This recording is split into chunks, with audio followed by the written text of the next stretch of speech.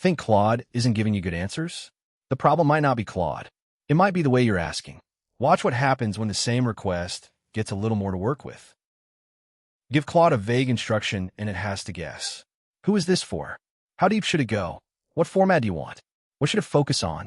It will make a reasonable guess, but it's still a guess, and you'll spend 3 more messages correcting it.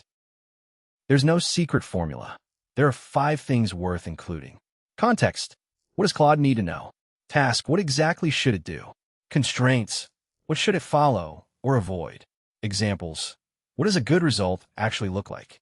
And output. How should the answer be structured? You won't need all 5 every single time. A quick question needs almost none of this.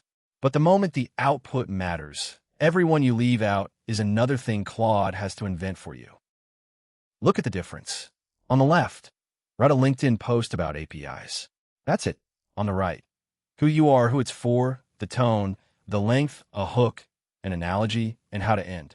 And notice, it isn't longer just to be longer. Every line in it removes one more thing Claude would otherwise have to invent. Same model, same topic. The second one just doesn't leave anything to chance. Specificity is control. Same idea in Claude Code. Fix my API gives it nothing. Tell it which flow to inspect, what's going wrong, to explain the cause before touching anything, and to wait for your approval. So don't write complicated prompts. Context, task, constraints, examples, output. That's the whole thing.